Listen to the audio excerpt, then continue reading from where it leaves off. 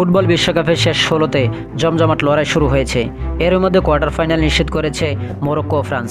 শেষ ১৬তে প্রথম ম্যাচে স্বাগতিক কানাডাকে ৩ গোলে হারিয়ে কোয়ার্টার ফাইনালে ওঠে মরক্কো। অপর ম্যাচে প্যারাগুয়েকে ১ গোলে হারিয়ে শেষ ৮ নিশ্চিত করেছে ফরাসিরা। এই সমীকরণে এখন এগোচ্ছে বৈশ্বিক এই মহোৎসব।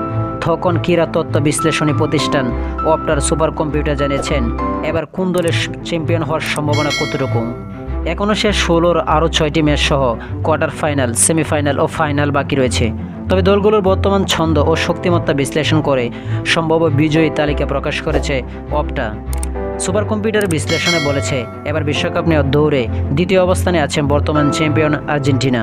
লিওনেল মেসির দলের টানা দ্বিতীয়বারের বিশ্বকাপের জয়ের সম্ভাবনা ১৫.৪৩%।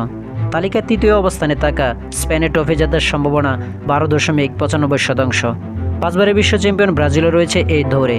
সেলেসাওদের হেক্সা ও ষষ্ঠ শিরোপা জয়ের সম্ভাবনা ৮.৯৭% বলে জানিয়েছেন অপটা সুপার কম্পিউটার।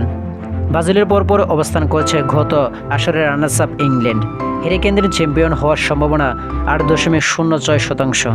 তবে ক্রিস্টিয়ানো রোনালদো বা পরবর্তী প্রজন্মের পর্তুগালকে নিয়ে অবশ্য খুব একটা আশার কথা শোনাচ্ছে না সুপার কম্পিউটার। অপটার বিশ্লেষণ অনুযায়ী পর্তুগালের বিশ্বকাপ জেতার সম্ভাবনা মাত্র ৪.৬৫%। সব ধরনের গাণিতিক সমীকরণ মিলে অপটা বলছে এবারে বিশ্বকাপের ট্রফিটা শেষ পর্যন্ত কিলিয়ান এমবাপ্পেদের ঘরেই যেতে পারে। অর্থাৎ ফ্রান্সের চ্যাম্পিয়ন হওয়ার সম্ভাবনা সবচেয়ে বেশি, ৩১.৭৪%। ফিফার বর্তমান র্যাঙ্কিংয়ে সবার উপরে রয়েছে ফরাসিরা। আবার চলতি বিশ্বকাপের দলটি যে অনবদ্য গতি, তাতে অপটার এই ভবিষ্যৎবাণী উড়িয়ে দেওয়ার সুযোগ নেই। তো আশা করি যারা টি স্পোর্ট গ্যালারি চ্যানেলটি সাবস্ক্রাইব করেন না, সবাই টি স্পোর্ট গ্যালারি চ্যানেলটি সাবস্ক্রাইব করবেন। ভিডিওটা ভালো লাগলে লাইক এন্ড শেয়ার কমেন্ট করেন। ধন্যবাদ সকলকে।